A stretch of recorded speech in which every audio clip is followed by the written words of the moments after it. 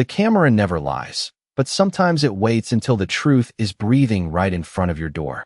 The security footage flickered in monochrome silence, timestamp glowing 2:17 a.m., as a lone figure stepped into the edge of the frame, her face hidden beneath the hood of a dark coat, her movements steady but not hurried, like someone who had already made peace with a decision that couldn't be undone.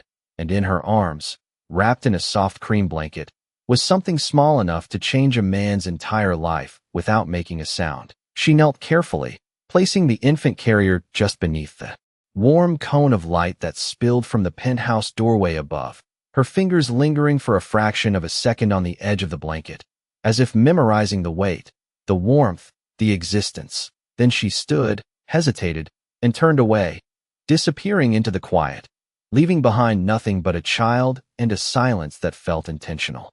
Upstairs, Ethan Caldwell stood barefoot on polished hardwood floors. The city of Manhattan stretched wide beneath his floor-to-ceiling windows, lights blinking like distant signals he no longer cared to decode.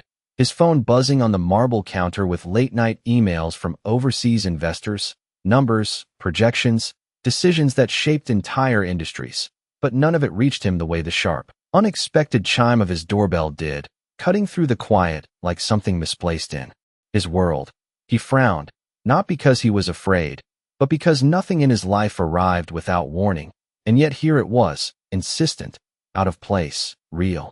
He walked to the door slowly, each step measured, the way he approached everything, control built into his posture, into the way he breathed, into the way he reached for the handle, pausing for half a second before pulling it open, as if expecting an explanation to be waiting on the other side.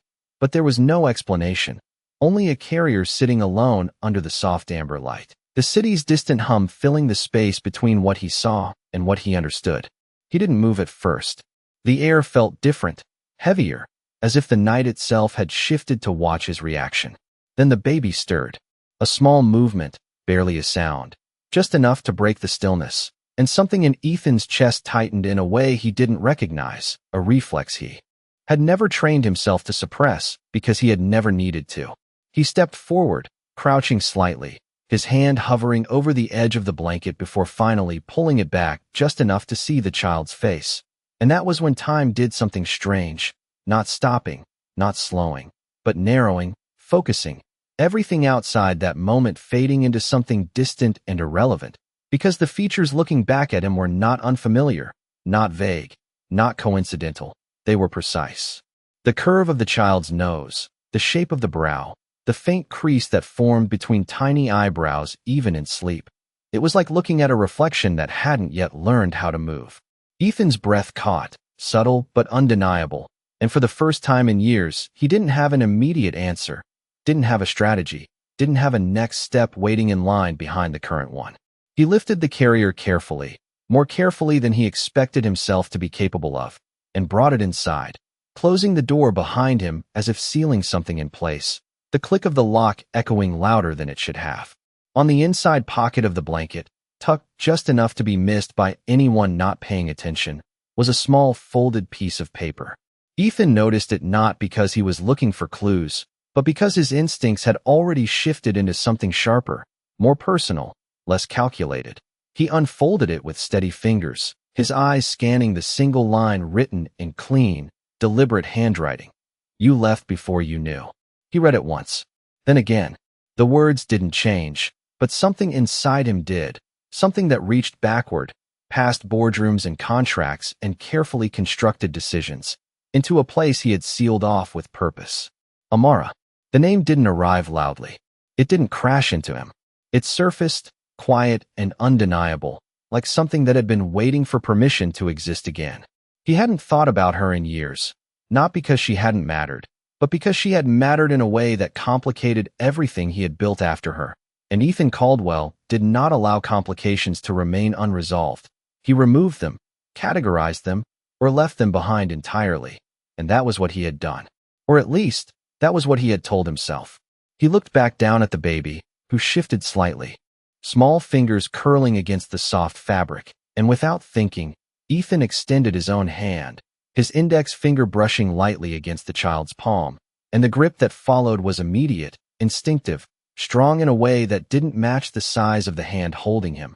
And something in Ethan's chest tightened again, deeper this time, more defined, as if the moment had found a way to anchor itself inside him. The city outside continued as it always did, taxis moving, lights changing, people living lives that had nothing to do with his. But inside that penthouse, something had shifted its axis entirely. He stood there longer than he realized, the note still in his hand, the child still holding on to him as if he had always belonged there. And for the first time in a long time, Ethan didn't reach for his phone, didn't call security, didn't delegate the situation to someone else. Instead, he carried the baby further into the apartment, past the glass walls and steel finishes that had always defined his space, into a place that suddenly felt too quiet, too empty, too unprepared for something as small and as significant as the life now resting in his arms. He set the carrier gently on the couch, adjusting the blanket with a precision that mirrored the way he handled million-dollar negotiations. But there was no strategy here, no outcome to secure, only a presence that demanded something he had never been required to give. His eyes drifted once more to the note, to the single sentence that refused to lose its weight no matter how many times he read it, and then back to the child, whose face had settled again into sleep, calm, unaware of the gravity of the moment unfolding around him. Ethan exhaled slowly, the sound quieter than the thoughts building behind it. And for the first time in years, the future did not look like a plan he had already written, but like a question waiting for an answer he wasn't sure he was ready to give. The first sound that unsettled him was not a cry, but the absence of one, the kind of quiet that made every movement feel louder than it should have, as if the apartment itself had started listening. Ethan Caldwell stood a few feet away from the couch, jacket still unbuttoned, sleeves slightly rolled, his posture caught between the man who ran a multi-billion-dollar empire and someone who had just been handed a question with no contract attached, no terms, no exit clause. The baby shifted again, a small movement that drew his attention instantly, not out of obligation, but something closer to instinct, something unfamiliar and untrained. And he stepped forward, slower this time, lowering himself onto the edge of the couch as if the distance between them mattered. He studied the child more carefully now, not searching for resemblance, but unable to ignore it, every line of that small face pressing against his memory with quiet insistence. And the longer he looked, the less it felt like coincidence, and the more it felt like consequence. His hand hovered again, then rested lightly against the blanket, adjusting it without thinking, making sure the child was warm, secure, as if those actions had always belonged to him. The note remained on the table in front of him, a single sentence that refused to dissolve into the background, and his eyes returned to it again, reading the words not for their meaning but for their weight. You left before you knew, and the room seemed to tighten around that truth. He leaned back slightly, exhaling through his nose, the sound controlled but not steady, and for a moment he closed his eyes, not to rest but to remember, because memory had already started moving whether he allowed it or not. It came back in fragments first, the way things do when they have been buried with intention, the warmth of a late summer evening, the soft glow of streetlights reflecting off rain-slick pavement, the sound of her voice when she laughed without holding back, Amara Brooks, standing across from him with her arms crossed, pretending to be unimpressed even when her eyes gave her away, and the way she used to look at him as if he was more than what he had built, more than what he would become. He had not planned to fall in love with her. It had not fit into the trajectory he had set for himself, the deadlines, the expansions, the relentless forward motion that left no room for hesitation. But she had never asked for space, never demanded anything he could not give. She had simply existed in a way that made everything else feel less urgent. And for a while, that had been enough. Until it was not. His eyes opened again, focusing on the present, on the child in front of him, and the shift between then and now felt sharper than it should have, like two lives stitched together by a truth he had never accounted for. He stood up abruptly, not out of panic but out of decision, reaching for his phone on the counter, the screen lighting up with missed calls and unread messages that no longer felt important. And he scrolled through his contacts before stopping on a name he had not called in years, Dr. Michael Levin, discreet, precise, a man who understood the value of silence as much as Ethan did. The call connected on the second ring, a low voice answering with the calm of someone used to late-night requests, and Ethan did not waste time explaining more than necessary. His words direct, measured. I need a DNA test. Confidential. No records, no staff involvement. Just you. And there was a brief pause on the other end, not hesitation, just calculation, before the doctor agreed, giving him an address and a time that did not exist on any official schedule. Ethan ended the call and looked back at the child, who had begun to stir more noticeably now, a faint sound escaping, not quite a cry, just a signal that the quiet was about to break, and without thinking, he moved closer, lifting the baby carefully, supporting the small head the way he had seen done but never practiced, the weight surprising him, not because it was heavy, but because it was real. The baby settled against him after a moment, the small tension easing, and Ethan stood there, holding a life that carried his features, his past, and something else he could not yet define, and for the first time since the doorbell had rung, he allowed himself to feel the edge of something he had spent years avoiding, not fear, not regret, but responsibility in its purest form, unstructured, unnegotiated, undeniable. He moved through the apartment slowly, adjusting his grip, learning in real time, his usual certainty replaced with careful attention, and when he reached the window, the city stretched out before him again, unchanged, indifferent, still moving at the same relentless pace, but it no longer felt like the center of anything that mattered. In that moment, the baby shifted once more, eyes fluttering open briefly, and Ethan looked down, meeting that gaze fully for the first time, and there it was again, not a resemblance he could question or rationalize, but a reflection that demanded acknowledgement, and his jaw tightened slightly, not in resistance, but in acceptance of something he could not reverse. He glanced back toward the table, toward the note, toward the words that had set all of this in motion, and a new thought began to form, quieter than the rest but stronger, not about the child, not about the test he had already arranged, but about her, about where she was, about why she had chosen this way, this moment, this silence. He had built his life on control, on knowing every variable before making a move, but this was different. This was something that had been decided without him, shaped without his input, and yet it was his, undeniably his, in a way that bypassed every system he trusted. The baby's small hand tightened against his shirt, and Ethan's breath slowed, not because he had found calm, but because he understood, even if he had not said it out loud yet, that whatever came next would not be something he could manage from a distance, not something he could delegate or solve with a signature. This would require presence, something he had not given when it mattered the first time. He stood there for a long moment, the city lights reflecting in the glass, his reflection layered over them, and in his arms, the quiet proof of a decision he had made years ago without knowing the full cost, and now, for the first time, he was beginning to see exactly what that cost looked like.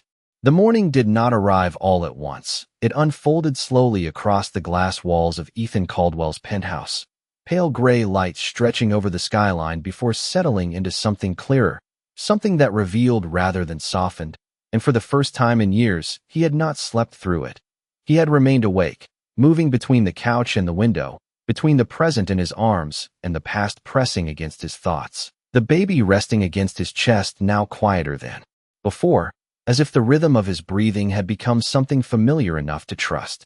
The city below had already begun its routine, traffic building, people stepping into lives that followed predictable patterns, but inside that apartment, nothing followed a pattern anymore. Ethan adjusted his hold slightly, careful, deliberate, his movements no longer hesitant but still unfamiliar, and when the baby stirred again, a soft sound escaping, he did not freeze this time. He responded, shifting the blanket, lowering his voice without realizing it, speaking a few quiet words that had no strategy behind them, no purpose except to steady something that could not be negotiated with logic. The clock on the wall read 6:12 a.m. when he finally set the baby down in the carrier again, not because he wanted to, but because he needed to move, to act, to follow through on the one decision he had made in the middle of the night, and he reached for his coat, slipping it on with the same precision he brought to every part of his life. Except now there was something else layered beneath it, something that did not belong to business or control. He paused before leaving, looking back at the child, the small rise and fall of the chest beneath the blanket anchoring him in a way that felt unfamiliar and unavoidable. And then he picked up the carrier again instead of walking out alone, because leaving was no longer an option he could choose without consequence. The drive across the city felt shorter than usual, not because the distance had changed, but because his attention had narrowed entirely to what sat in the passenger seat beside him. The carrier secured carefully, his eyes flicking toward it more often than the road ahead, a habit forming without permission. Dr. Levin's office was not listed on any directory, tucked behind a private entrance on the Upper East Side, the kind of place designed for discretion, where names were not spoken louder than necessary and questions were asked only when required. And when Ethan stepped inside, the quiet there felt different from the silence in his apartment, more controlled, more intentional. The doctor greeted him with a nod, his expression neutral but observant, taking in the sight of Ethan holding a baby without comment, because men like him did not ask questions they already suspected the answer to. The procedure was quick, efficient, a small sample taken with care, the baby barely reacting, and Ethan stood nearby the entire time, not out of obligation, but because stepping away did not feel possible, his presence fixed in a way that surprised even him. "Results in 12 hours, Dr. Levin said, his tone steady, professional, as if the outcome would be just another data point, another confirmation, but Ethan knew better, because this was not about probability. This was about something that had already begun to take shape before the numbers would ever appear on a page. He nodded once, took the carrier back into his hands, and left without another word, the door closing behind him with a soft click that felt more final than it should have. Outside, the city had fully awakened, sunlight reflecting off buildings, people moving with purpose, and for a moment, Ethan stood still on the sidewalk, the noise of the world pressing in around him, while something quieter settled inside him, something that did not match the pace of everything else. He returned to the car, placing the carrier carefully again, and as he drove back toward the penthouse, his thoughts shifted, not toward the result, but toward her, toward Amara, toward the absence that had shaped this entire moment. He had spent years believing that leaving had been a clean decision, necessary, strategic, something that allowed him to build what he had built without distraction. But now that belief felt incomplete, not wrong, but lacking something essential, something he had not accounted for because he had never been forced to see it. The baby stirred again, a small sound filling the car, and Ethan reached over instinctively, resting his hand lightly against the edge of the carrier, not looking away from the road but aware of every movement beside him. And the gesture felt less like something new and more like something that had been waiting for him to notice it.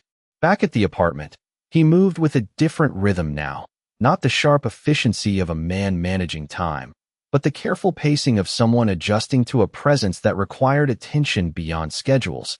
And he set the carrier down near the window, where the light fell softly across the blanket, illuminating the child's face in a way that made the resemblance even harder to ignore.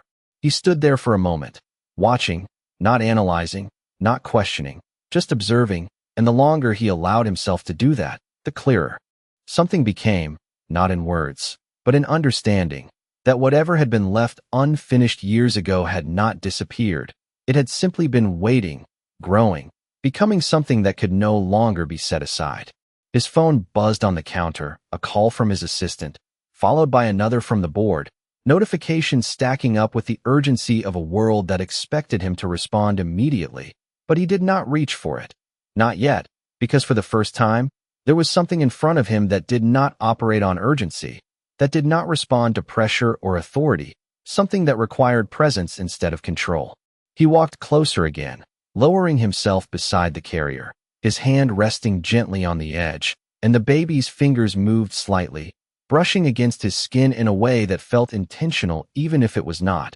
And Ethan exhaled slowly, the sound quieter now, steadier, as if something inside him had begun to align with the reality in front of him. 12 hours, he thought, the number forming in his mind not as a deadline but as a boundary, a line between what he already knew and what would soon be confirmed.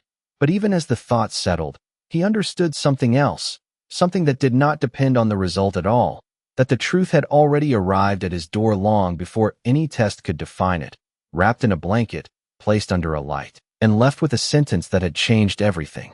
By late afternoon, The light had shifted again, no longer soft and uncertain but sharp, casting long reflections across the glass walls that divided Ethan Caldwell's world from everything outside it.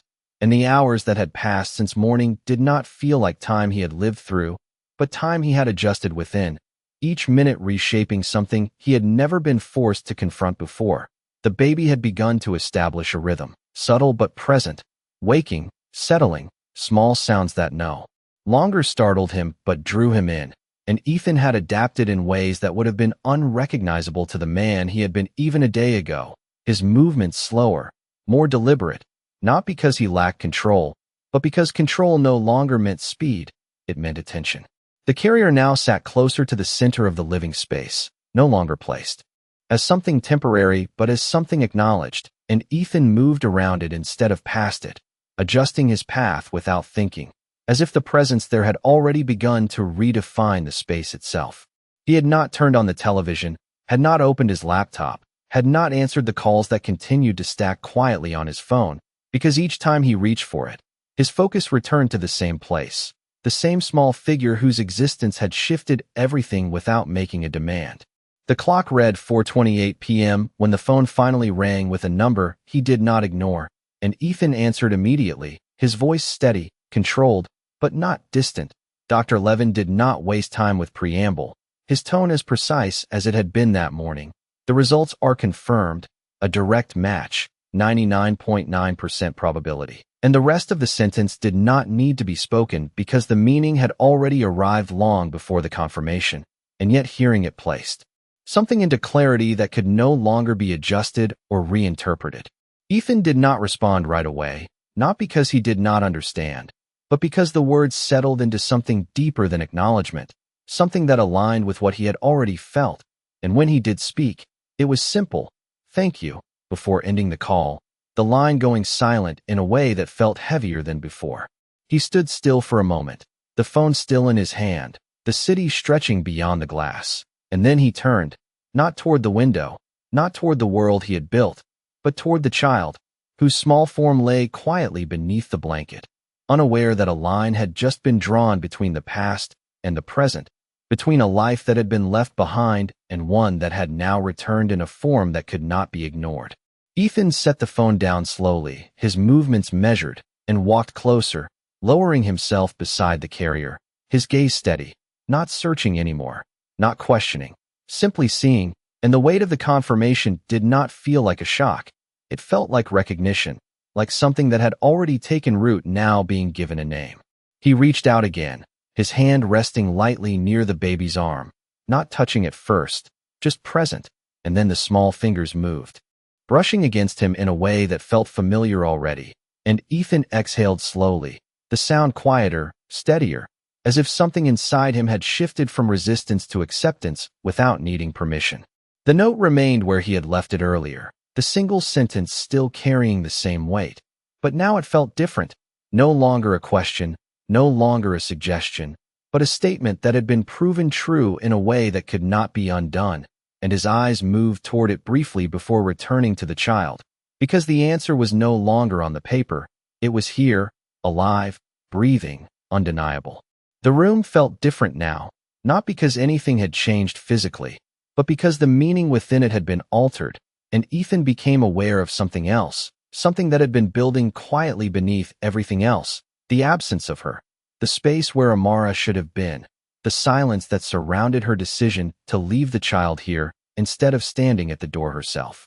He stood up slowly, his posture shifting again, not into the sharp authority he carried in every boardroom, but into something more grounded, more intentional, and he walked toward the window, looking out at the city that had always been his measure of success, his reference point for control, and for the first time, it did not feel like enough, not because it had lost its value, but because something else had entered the equation, something that could not be quantified or negotiated.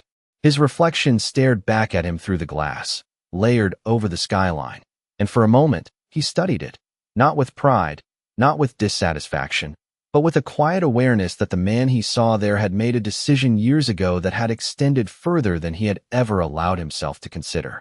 He turned back again, the movement slower this time, deliberate, and his gaze settled once more on the child, and with it came a realization that did not arrive as a thought, but as a certainty that this was not just about the past returning.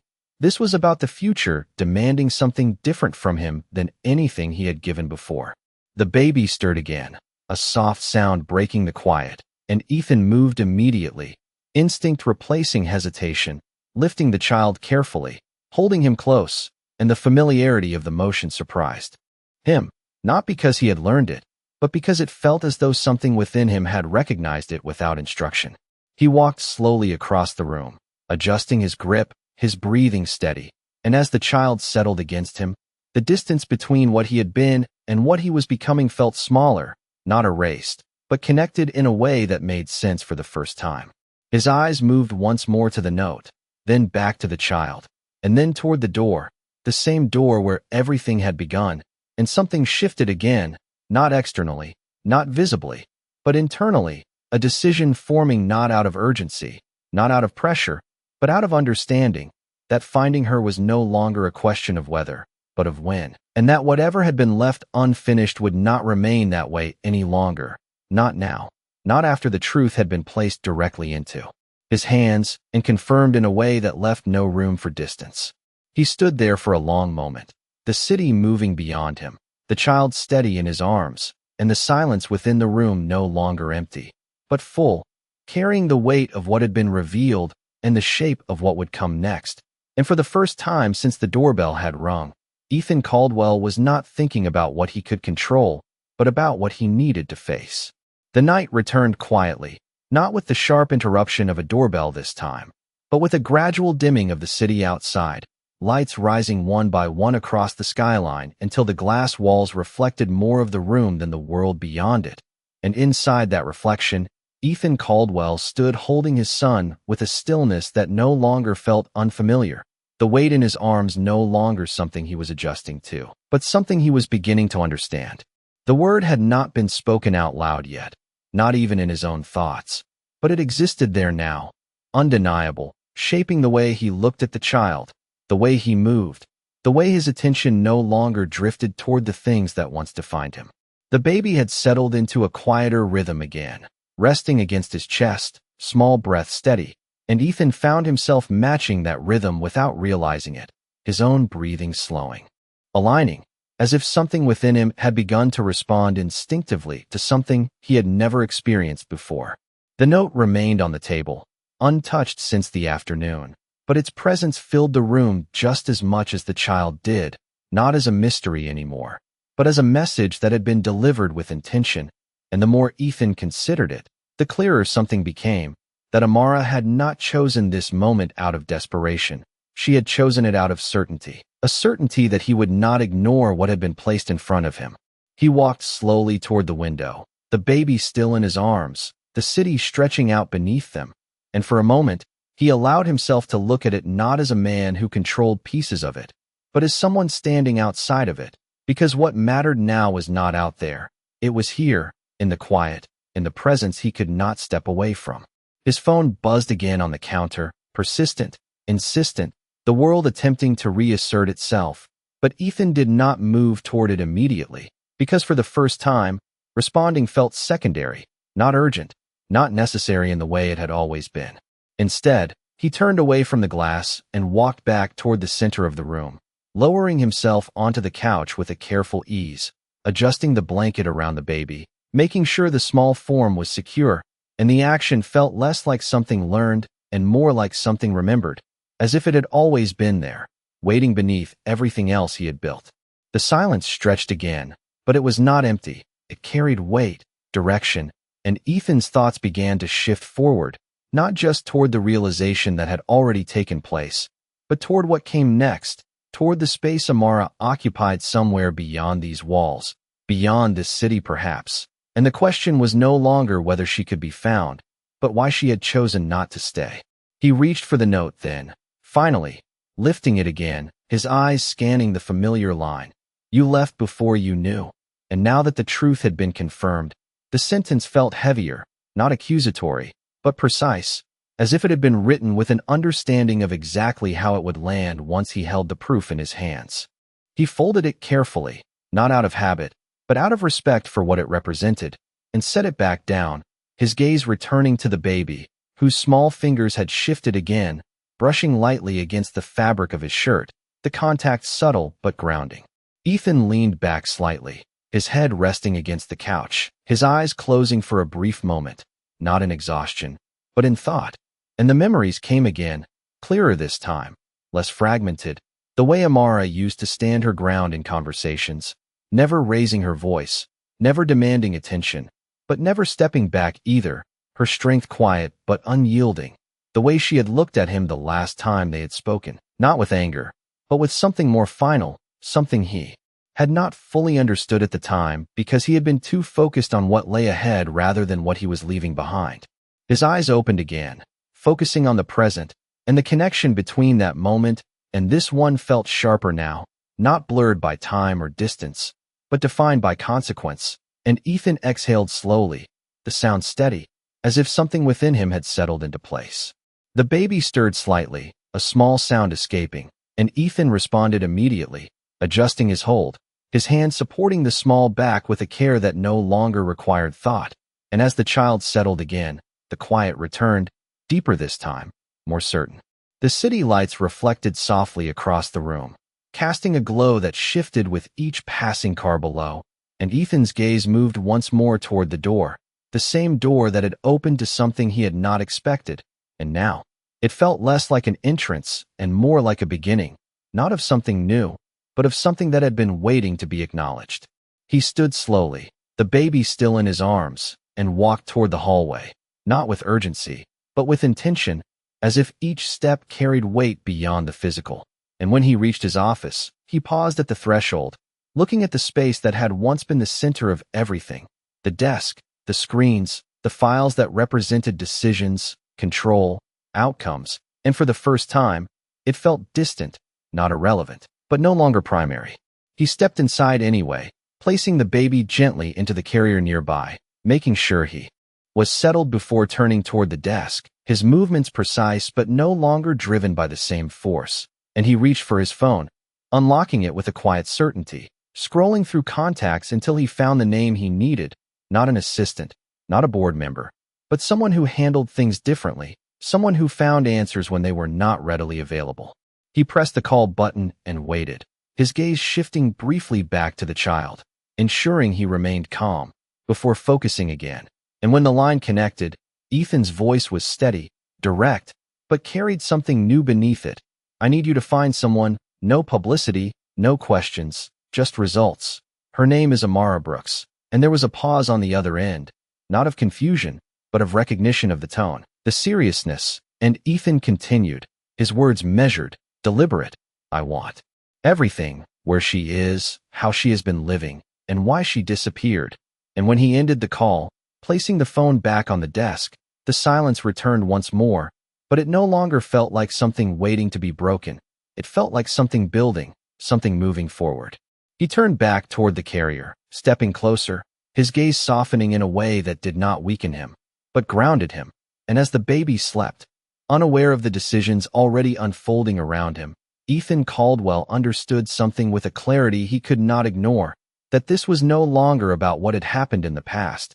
It was about what he would do now, with the truth placed in his hands and the chance, however uncertain, to face what he had once walked away from.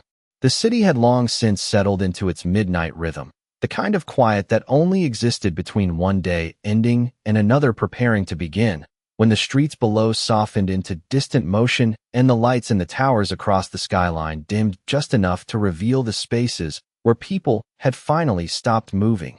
And inside the penthouse, that same quiet wrapped itself around everything, but it no longer felt empty. It felt occupied, anchored by something small and steady that had rewritten the meaning of the space without asking permission. Ethan Caldwell stood near the edge of the hallway, watching the carrier where his son slept, the rise and fall of the blanket, barely visible in the low light. And there was a stillness in his posture that did not come from exhaustion, but from attention, as if he had learned in the span of a single day that silence was not something to fill, but something to listen to. The call he had made earlier lingered in the back of his mind, not as a question, but as a line already set in motion, and for the first time in his life, He was waiting on something that could not be accelerated, could not be negotiated into happening faster, something that would arrive only when it was ready, and that lack of control did not unsettle him the way it should have. It grounded him.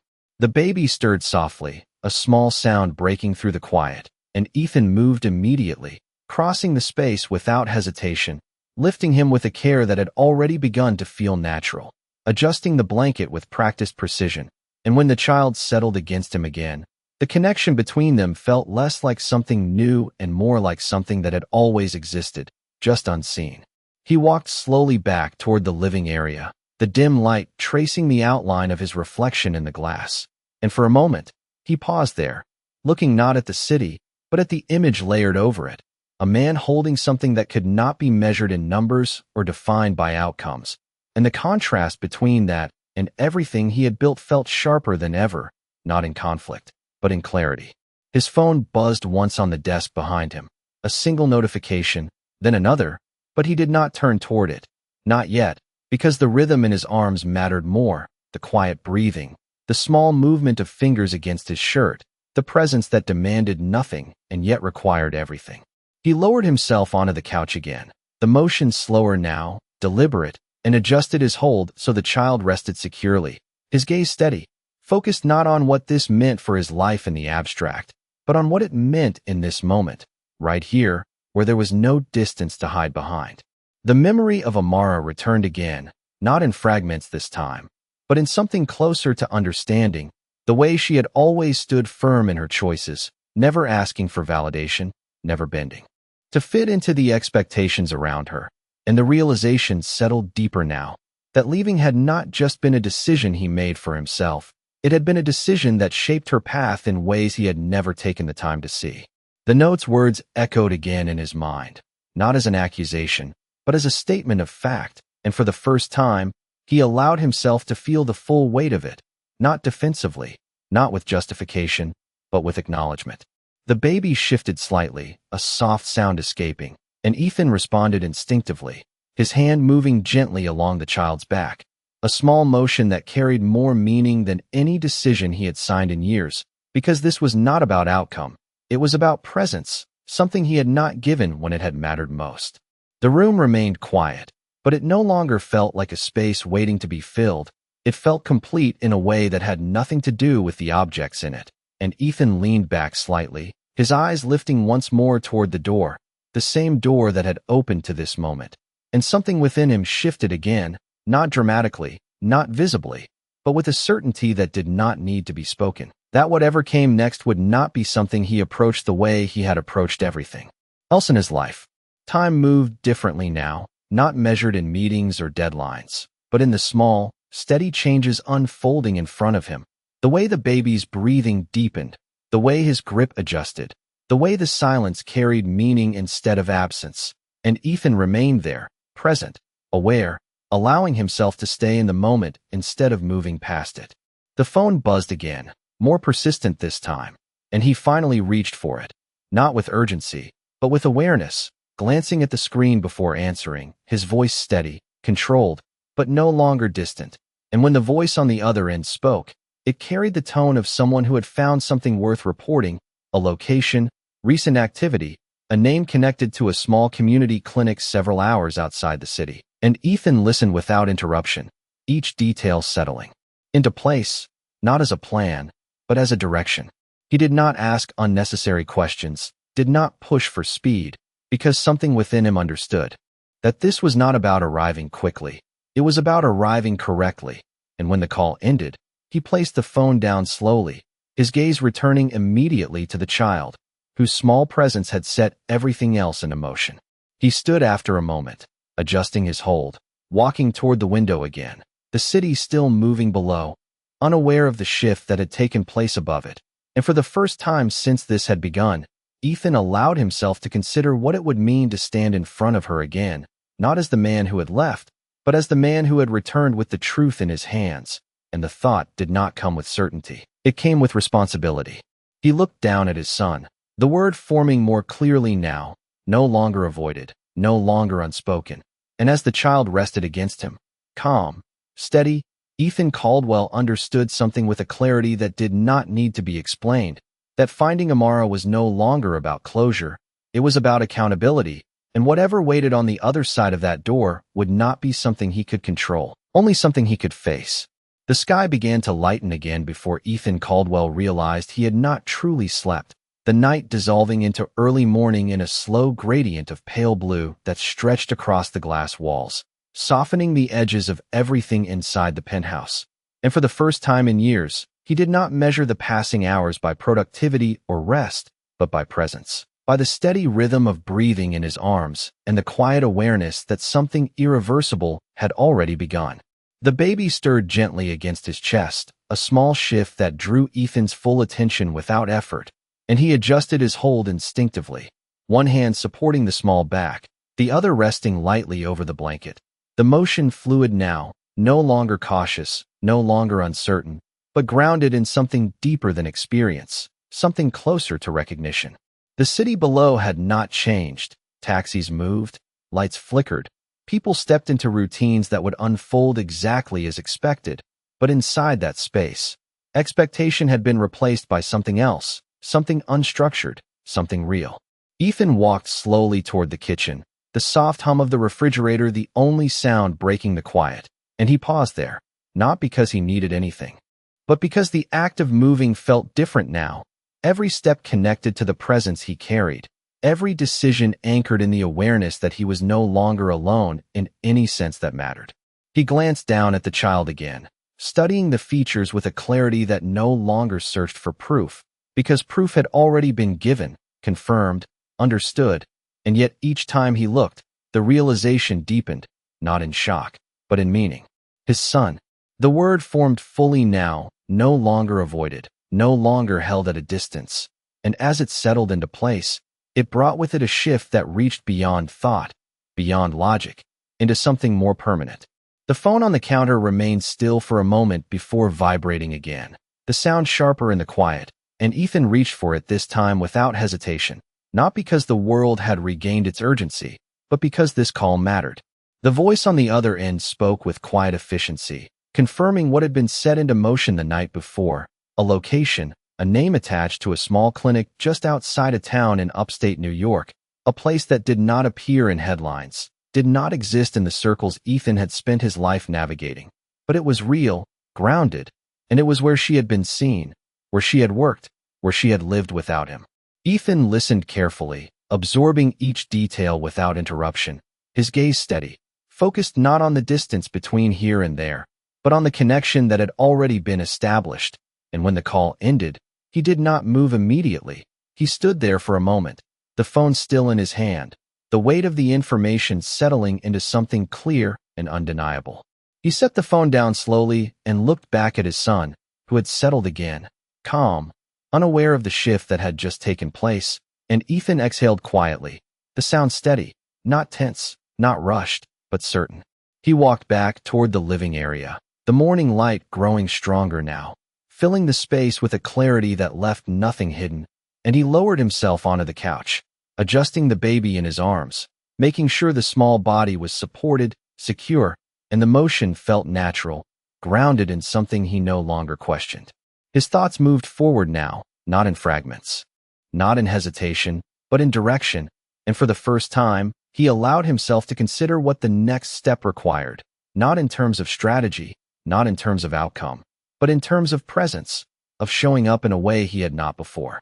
The memory of Amara returned again, not as something distant, but as something immediate, the way she used to hold her ground without raising her voice, the way she chose silence over explanation when she knew the truth would stand on its own, and the realization settled deeper now, that her decision to leave the child at his door had not been an act of desperation, it had been an act of certainty, a belief that he would not turn away from what had been placed in front of him.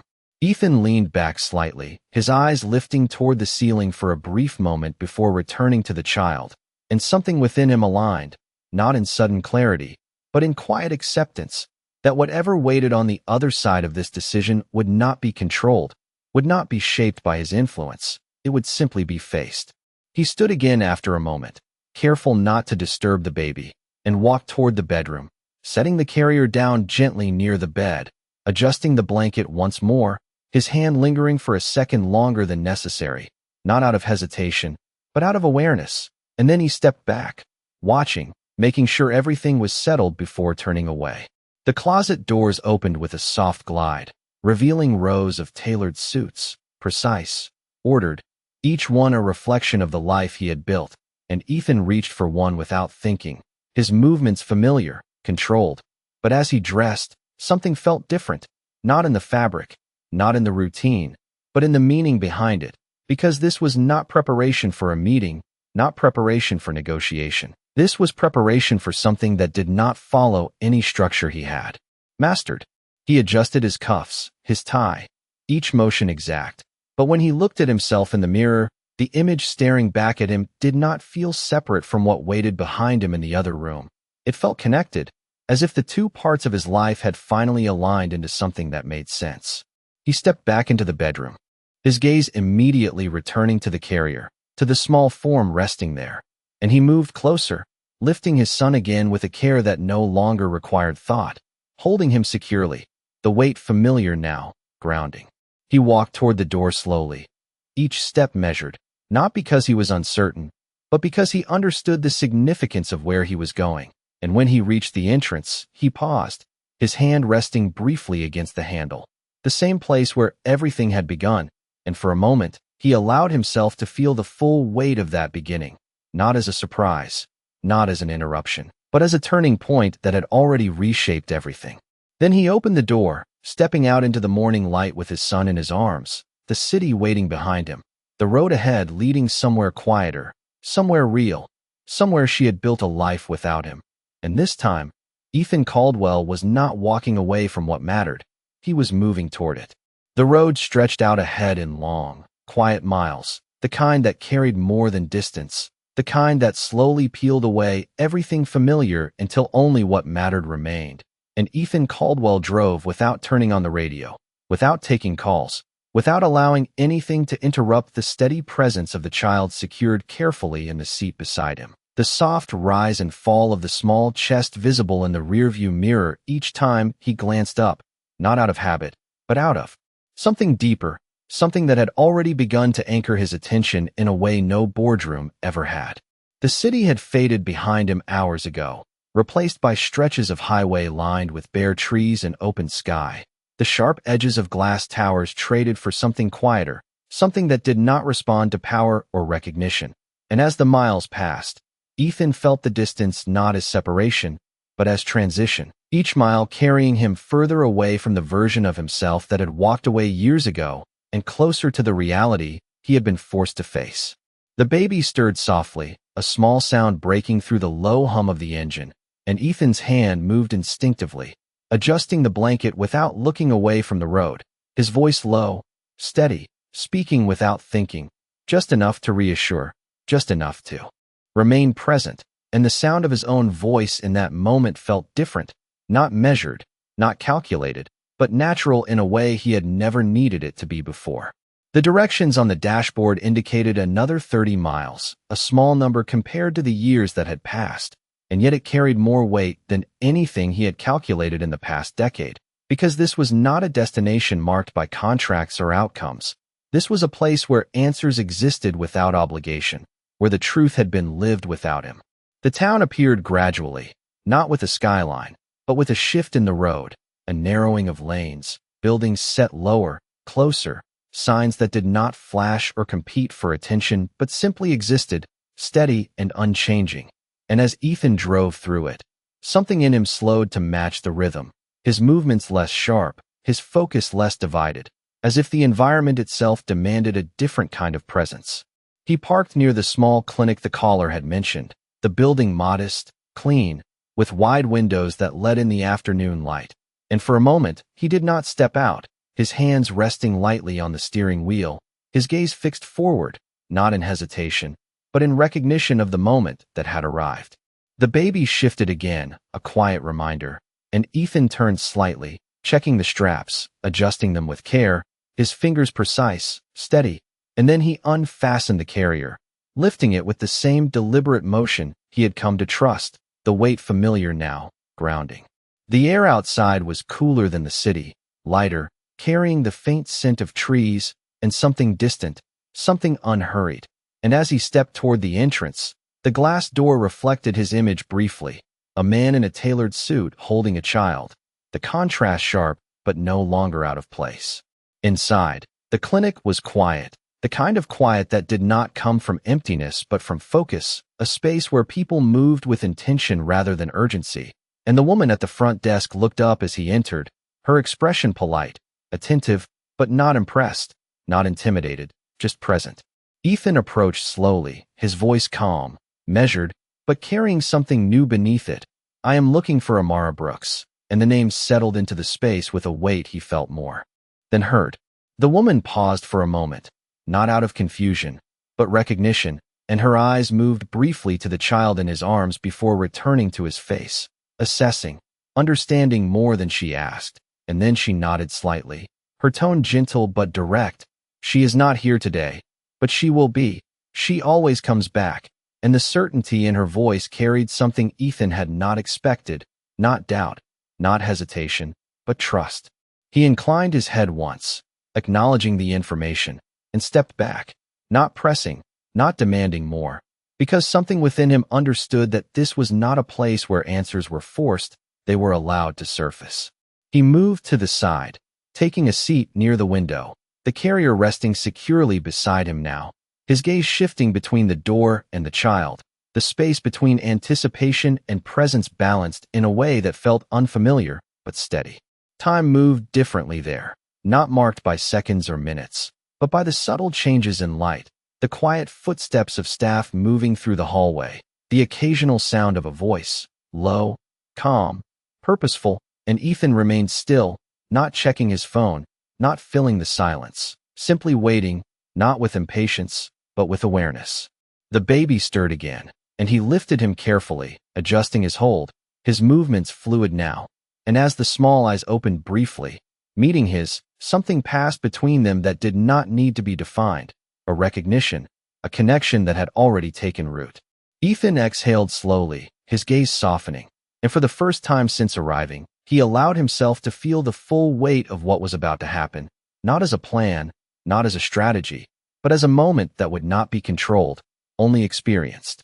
The door at the far end of the hallway opened quietly, and footsteps approached, measured, steady, not rushed, and Ethan's attention shifted immediately, his posture still, his breathing even, but something within him tightened, not with fear, but with certainty, and when she stepped into view, nothing else in the room remained. Amara Brooks stood there, her presence unchanged in the ways that mattered, her posture grounded, her expression calm, her eyes clear and unwavering as they moved first to the child, then to him, and the silence that followed was not empty. It was full, carrying years of distance, choices made, consequences lived, and something else beneath it, something that had never fully disappeared. Ethan did not speak right away, not because he did not have words, but because he understood that this moment did not belong to words first. It belonged to truth, to presence, to the undeniable reality standing between them. And as he held their son, steady, certain, he met her gaze fully, not as the man who had left, but as the man who had returned with everything he could no longer deny. The silence between them did not break immediately. It stretched, steady and unshaken, filling the space with something heavier than words, something that neither of them rushed to interrupt, and Ethan Caldwell stood there holding his son as if the weight in his arms had become the only truth that mattered, his gaze fixed on Amara Brooks, who had not moved since stepping into view, her posture calm, her shoulders squared, her presence grounded in a way that made everything else in the room feel secondary. Her eyes moved once more to the child, not with surprise, not with uncertainty, but with recognition, the kind that came from knowing before seeing. And then they returned to Ethan, steady, unflinching, carrying years of silence that had never needed explanation. He took a step forward, slow, deliberate, not closing the distance entirely, but enough to shift the moment from observation to presence. And when he spoke, his voice was low, controlled, but no longer distant. "I found him at my door," and the words felt insufficient even as they left him, because they did not capture what had already been understood. Amara's expression did not change, but something in her eyes softened, not with emotion that could be easily read, but with acknowledgement, and she nodded once, a small, measured motion that confirmed what he already knew, that nothing about this had been accidental. The baby stirred slightly in Ethan's arms, a small movement that drew both of their attention at once. And for a moment, everything narrowed again to that shared focus, the quiet presence between them that neither of them could ignore or dismiss. Ethan adjusted his hold instinctively, his hand supporting the small back, his movements steady, practiced now, and Amara watched that motion carefully, not critically, not with doubt, but with an attention that carried weight, as if she was measuring something beyond the surface, something deeper than skill or familiarity. "You knew," he said after a moment, not as a question, but as a realization spoken out loud, and Amara met his gaze fully, her voice calm. "Even, I knew you would not turn away," and there was no challenge in her tone, no accusation, only certainty, the kind that did not need to be defended. Ethan exhaled slowly, the sound quiet, and the weight of her words settled into place with a clarity that left no room for argument. Because she had not asked, she had trusted, and that trust carried more responsibility than anything he had ever been given before. He glanced down at the child again, his son, the words steady now, and then back to her, and something shifted in his posture, not visibly, but internally, a recognition that this moment was not about explanation, not about justification, but about presence, about standing here without the shield of distance he had once relied on. "Why did you not tell me?" he asked, the question measured, not demanding, not sharp, but honest, and Amara's expression remained unchanged, her gaze steady as she answered, "Because you had already made your choice," and the words landed without force, without emphasis, but they carried a finality that did not need to be raised to be felt. Ethan's jaw tightened slightly, not in defense, but in acknowledgement, because there was no part of him that could deny the truth in that statement, no argument that could reshape what had already been done, and for a moment, the silence returned, not empty, but full, carrying everything that had been left unsaid for years. The baby shifted again, a soft sound breaking through the tension, and Ethan responded immediately, his hand moving gently, his voice lowering instinctively, and Amara's eyes followed that movement, not missing a detail, not overlooking the change that had taken place in him, and something in her expression shifted, subtle, almost imperceptible, but present. "You took care of him," she said quietly, not as praise, not as surprise, but as recognition, and Ethan met her gaze again, his voice steady. "I did not know how, but I did not stop," and the honesty in his words did not ask for approval. It simply existed, unfiltered, direct. Amara held his gaze for a moment longer, and then she stepped closer, closing the distance that had remained between them, her movement slow, deliberate, and when she reached him, her attention shifted fully to the child, her hand lifting carefully, gently brushing against the blanket, adjusting it with a familiarity that made the motion effortless, natural, and Ethan felt something shift again, not in tension, but in alignment, as if the space between them had been redefined not by what they said, but by what they shared. "He is healthy," she said softly, more to the child than to him, and Ethan nodded, his voice quiet. "Yes," and the word carried more than agreement. It carried relief, acknowledgement, something that had settled into place the moment he had first seen the child breathe. The room remained still around them, the quiet of the clinic holding steady, and for the first time since he had arrived, Ethan did not feel like he was stepping into something unfamiliar.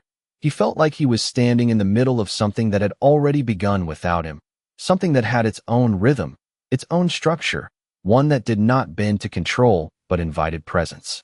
He looked at Amara again, his gaze steady, not searching for answers now, but for understanding, and the question that came next was not about the past, not about what had been done, but about what remained.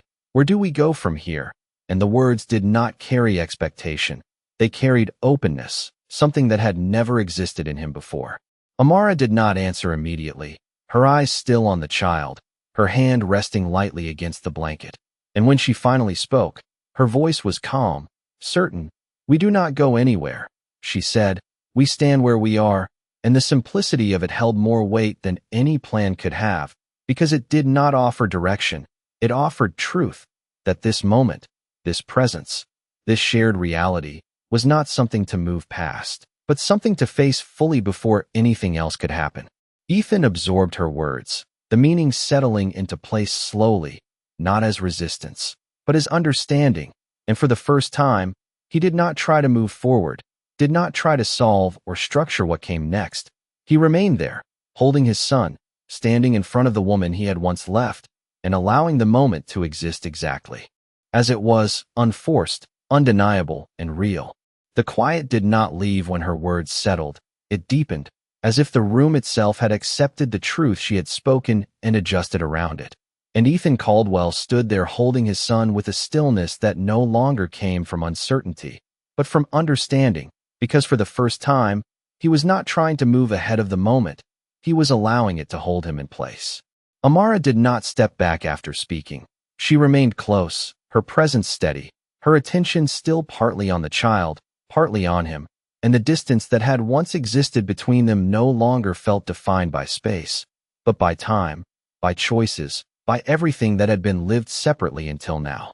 Ethan looked at her again, not searching for what had changed, but recognizing what had not, the quiet strength in the way she held herself, the absence of anything performative in her expression, the way she did not rush to fill silence or explain what did not need explanation, and it settled into him with a clarity that carried both weight and respect.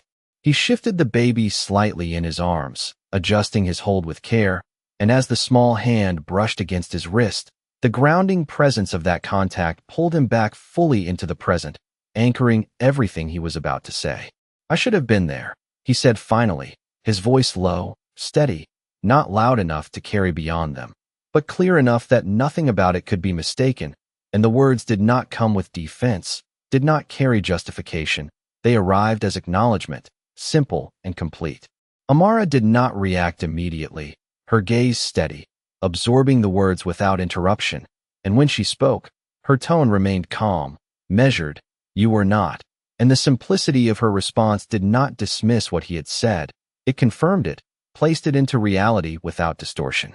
Ethan nodded once, the motion small, controlled, and for a moment, he allowed the truth of that to settle fully, not resisting it, not reshaping it, but accepting it in its exact form, because anything less would have been incomplete.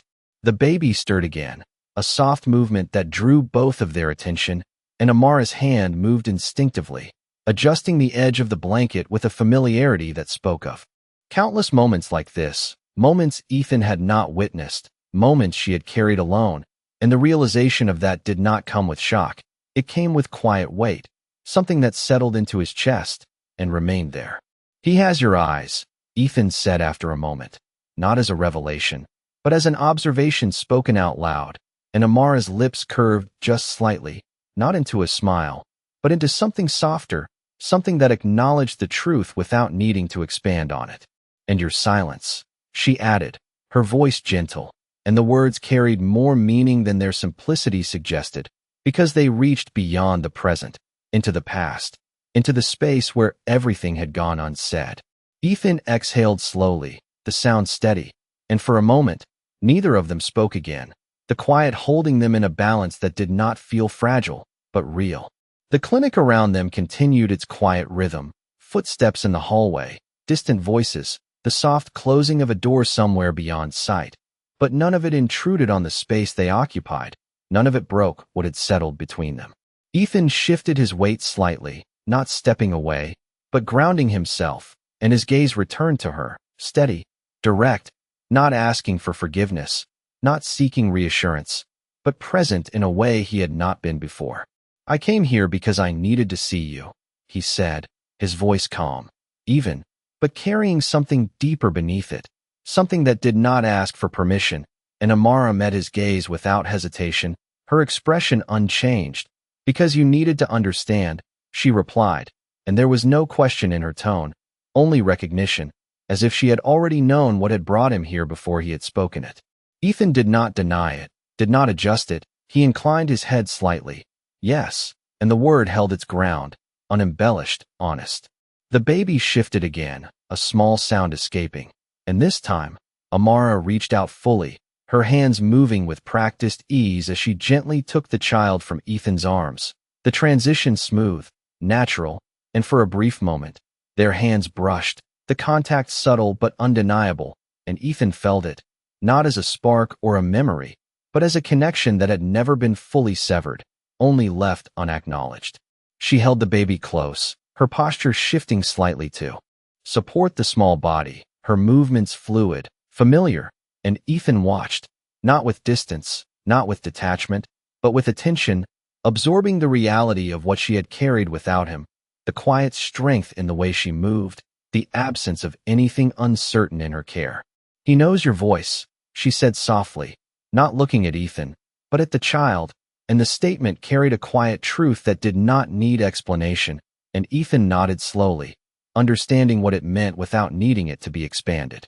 The space between them adjusted again, not widening, not closing, but settling into something that did not rely on past roles or expectations, something that existed because of what stood between them now, something neither of them could ignore or redefine.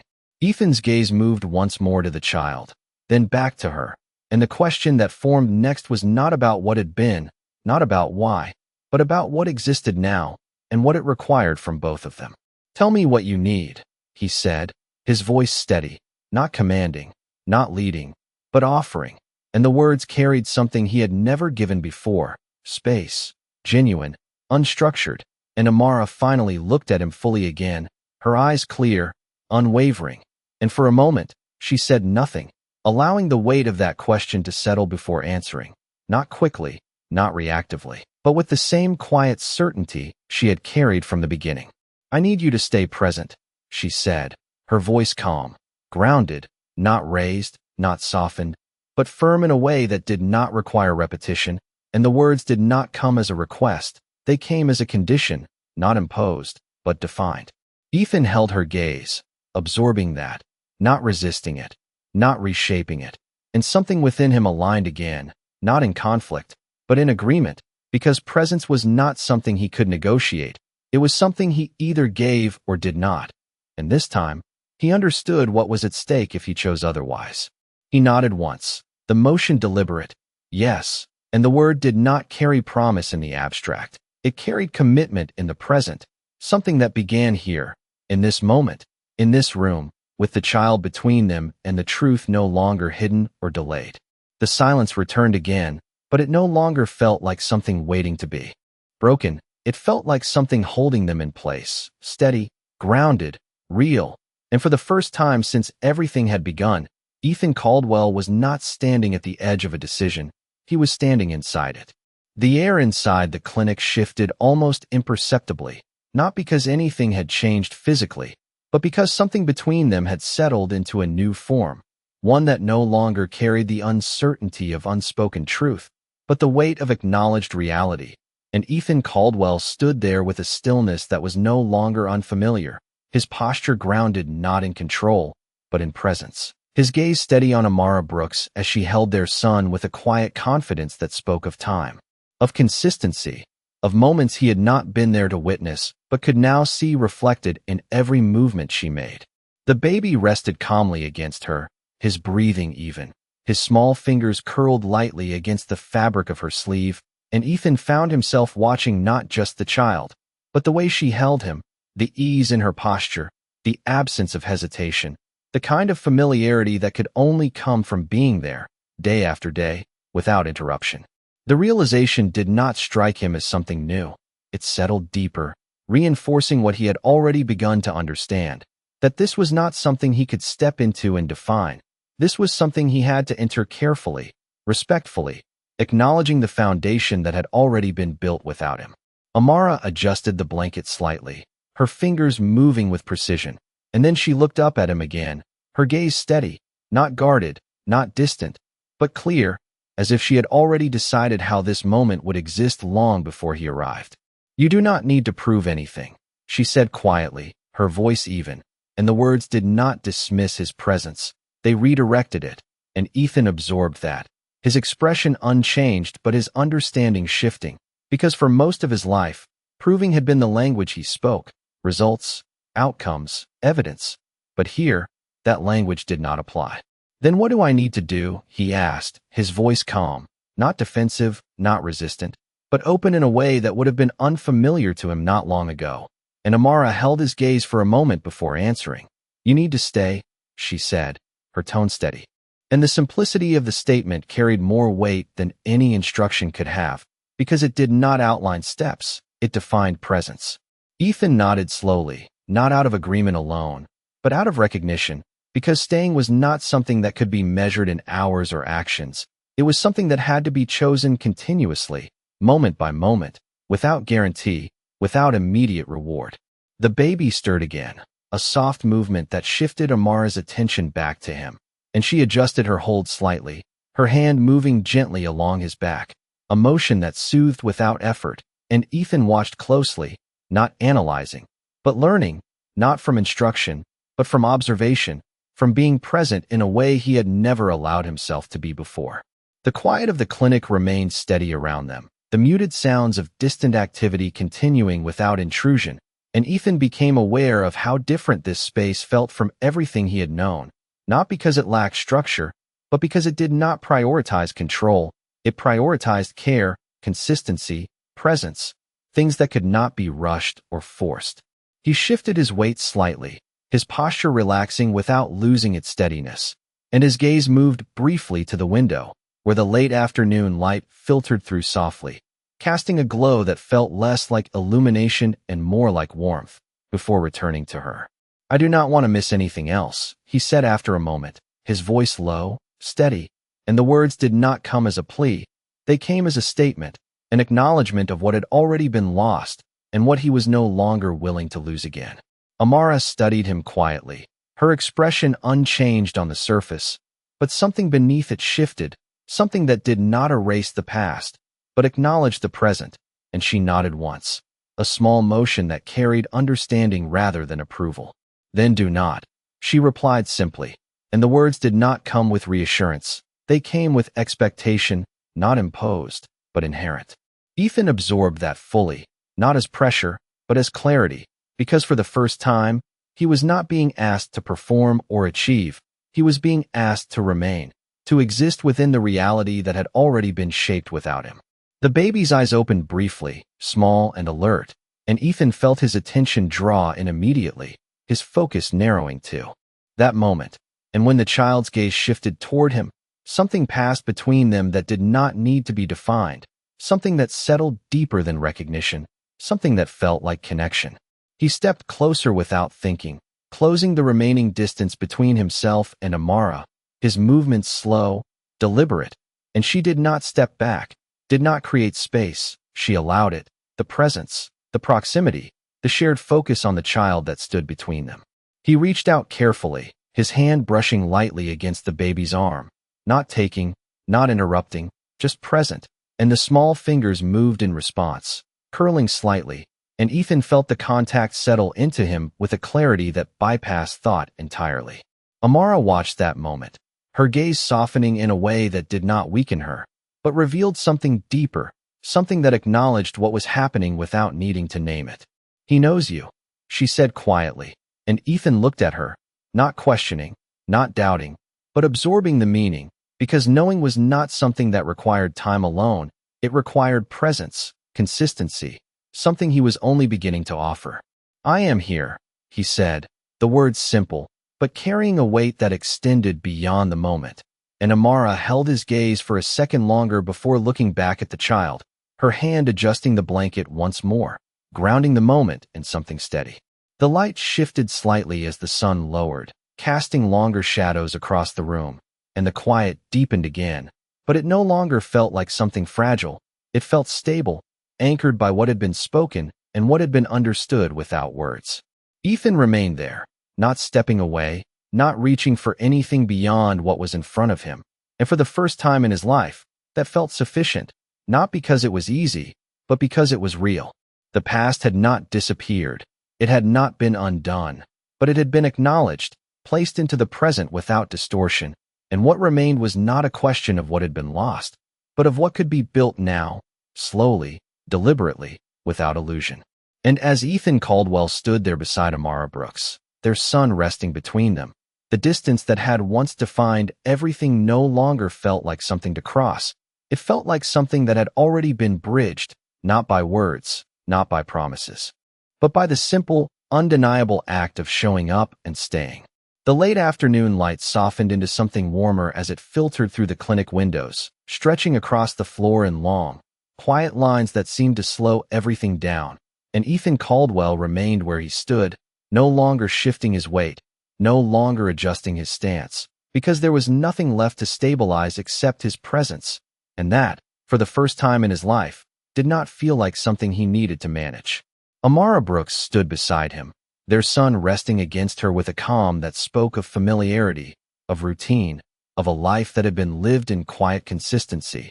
And Ethan watched, not with distance, but with attention that carried respect, because what he was seeing was not something he could replicate quickly. It was something that had been built slowly, over time, without him. The baby stirred slightly, his small fingers brushing against Amara's collarbone, and she adjusted him with a motion so natural it almost disappeared, her hand supporting him without effort, her body shifting to accommodate him without thought. And Ethan felt the weight of that, not as something that separated them, but as something that defined what had already existed before he arrived. He stepped a fraction closer, not to take, not to interrupt, but to remain present, his gaze moving between her and the child, absorbing the quiet details that had once been invisible to him. And the longer he stood there, the more he understood that this moment was not about catching up. It was about beginning from exactly where he was, without pretending he had been anywhere else. The clinic moved around them in its steady rhythm, a nurse passing quietly down the hallway, the soft murmur of voices from another room, the gentle closing of a door, and none of it disrupted what had settled between them, because the space they occupied no longer relied on what surrounded it. It was anchored in something deeper, something that had already proven itself through time and choice. Ethan's eyes returned to Amara, his voice low when he spoke, not carrying authority, not seeking control, but grounded in something honest. I do not expect anything to be the same. And the words did not come with regret alone. They came with understanding, an acknowledgement that what had been lost could not be recreated, only respected. Amara met his gaze, her expression steady, and for a moment, she did not answer, allowing the meaning of his words to settle fully before she spoke. Nothing is the same, she said calmly, and her tone did not carry bitterness. It carried truth, the kind that did not need to be emphasized to be felt. Ethan nodded once, absorbing that without resistance, because there was no part of him that could argue against it. And for the first time, he did not try to adjust the outcome, did not try to shape what came next. He simply allowed it to exist as it was. The baby shifted again, a soft sound escaping, and Amara adjusted her hold slightly, her hand moving gently along his back. And then she looked at Ethan again, her gaze steady, not guarded, but clear. "You can hold him," she said, her voice quiet. And the offer was not given lightly. It carried trust, measured and intentional, and Ethan felt that immediately, not as something granted freely, but as something extended carefully. He stepped closer, his movements deliberate, and when he reached out, his hands were steady, not hesitant, not uncertain, and Amara guided the transition without words, the baby moving from her arms to his in a smooth, practiced motion, their hands brushing briefly again, the contact grounding, real. Ethan held his son securely, the weight familiar now, the presence undeniable, and as the baby settled against him, his breathing steady, his small fingers curling lightly against Ethan's shirt, something within him aligned again, not in sudden realization, but in quiet certainty. He looked down at the child, his gaze softening, and then back at Amara, his voice steady. "I will not step in and out." And the words did not come as a promise shaped by intention. They came as a statement grounded in understanding, something that had already begun the moment he chose to stay. Amara studied him for a moment, her eyes searching not for perfection, not for certainty, but for consistency. And when she nodded, it was small, measured, but it carried acknowledgement, not of what he had been, but of what he was choosing now. "Then stay where it matters," she replied, her tone calm. And the words settled into him with a clarity that left no room for interpretation, because staying was not about location. It was about presence, about showing up in the moments that could not be scheduled or controlled. Ethan absorbed that fully, his posture steady, his gaze unwavering, and for the first time, he did not think in terms of balance or division. He thought in terms of commitment, something that did not shift based on convenience or outcome. The light in the room shifted again as the sun lowered further, casting a warmer glow across the space, and the quiet deepened, not empty, but full, carrying the weight of what had been spoken and what had been understood without words. Ethan remained there, holding his son, standing beside Amara, not moving ahead, not stepping back, but existing fully within the moment, and the past, though still present, no longer defined the space between them. It informed it, shaped it, but did not control it. Amara stepped slightly closer again, her hand adjusting the edge of the blanket once more, her movements steady, familiar, and Ethan did not step away, did not create distance. He allowed the closeness, the shared presence, the quiet alignment that had begun to take shape without force. The world outside continued as it always did, time moving forward, people living within their own rhythms. But inside that room, something had shifted into place, something that did not rely on speed or certainty, something that required patience, presence, and a willingness to remain. And as Ethan Caldwell stood there, holding his son, facing the woman he had once left, he understood something with a clarity that no longer needed to be proven, that this was not about repairing what had been broken. It was about respecting what had been built and choosing, every day, to be part of it in a way that did not disrupt its foundation but strengthened it through consistency, through presence, through truth. The evening settled gently over the small town, the last traces of sunlight fading into a quiet dusk that softened everything it touched. And inside the clinic, the rhythm of the day slowed into something calmer, something more reflective, as if the world itself had taken a breath and chosen not to rush what was unfolding within those walls. Ethan Caldwell remained standing where he was, his son resting securely in his arms, the weight no longer unfamiliar, no longer something he needed to adjust to, but something that had become part of his awareness in a way that felt permanent, grounding, and real. Amara Brooks stood beside him, her presence steady, her posture unchanged, but there was something different in the way she looked at him now, not a shift that erased what had been, but one that acknowledged what had become, a recognition that did not rely on words or promises, but on what had already been shown. The baby stirred softly, a small sound breaking through the quiet, and Ethan responded without hesitation, his hand moving gently, instinctively, his voice lowering to a calm tone that carried reassurance without effort. And as the child settled again, the connection between them felt complete, not because it had been perfected, but because it had been accepted. The silence that followed was not empty. It was full, carrying everything that had been spoken and everything that no longer needed to be said. And Ethan found himself standing within it without the need to move forward or step back. Because for the first time, he understood that this moment was not a transition, it was a foundation. He looked at Amara again, his gaze steady, not searching, not questioning, but present in a way that had taken him years to reach. And she met his eyes with the same quiet certainty she had carried from the beginning, her expression calm, her presence unwavering. And in that shared stillness, something settled fully into place between them, something that did not erase the past, but allowed the present to exist without being overshadowed by it. "I will come back tomorrow," Ethan said after a moment, his voice low, not as a request, not as a question, but as a statement grounded in intention. And Amara did not react immediately, her gaze remaining steady as she considered the words, not for their promise, but for their meaning. And when she nodded, it was small, deliberate, carrying acknowledgement without expectation. "Tomorrow is just another day," she replied quietly, and the simplicity of her response held more truth than reassurance ever could, because it placed the responsibility not on the moment, but on the consistency that would follow it. Ethan absorbed that fully, his posture unchanged, his gaze unwavering, because he understood now that what mattered was not the declaration, but the repetition, not the intention, but the action that would follow it, day after day, without interruption. The baby shifted again, his small fingers tightening slightly against Ethan's shirt, and Ethan looked down, his expression softening in a way that did not weaken him, but grounded him further, and in that moment, everything else felt distant, not irrelevant, but secondary to what he held in his arms and what stood beside him. Amara stepped slightly closer, her hand adjusting the edge of the blanket once more, her movements steady, familiar, and Ethan did not step away, did not create space. He remained there, allowing the closeness, the shared presence, the quiet alignment that had formed without force or urgency.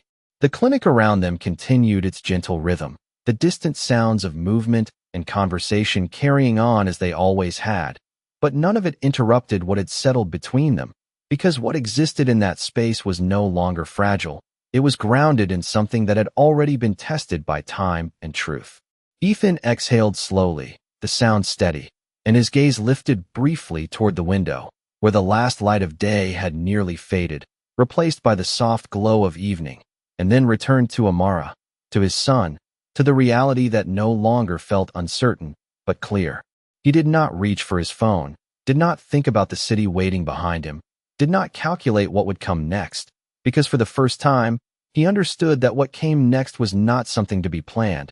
It was something to be lived, moment by moment, with presence that did not waver. Amara watched him quietly, her expression unchanged on the surface, but something beneath it had shifted, something that acknowledged not what he had been, but what he was choosing now, and in that acknowledgement, there was space, not guaranteed, not defined, but real. The baby's breathing remained steady, calm, and Ethan adjusted his hold slightly, his movements fluid, natural, and as he stood there, he understood something with a clarity that did not need to be spoken, that this was not the end of anything. It was the beginning of something that would not be measured by grand gestures or immediate resolution, but by consistency, by presence, by the quiet decisions made every day that no one else would see. He looked at Amara one more time, his gaze steady, grounded, and then back at his son, the connection between them no longer something that needed to be proven, but something that simply existed, undeniable and real. And as the evening settled fully around them, the light fading into something softer, something steady, Ethan Caldwell did not feel the need to move forward or look back, because for the first time, he was exactly where he needed to be, not ahead of the moment, not behind it, but inside it, present, accountable, and ready to remain.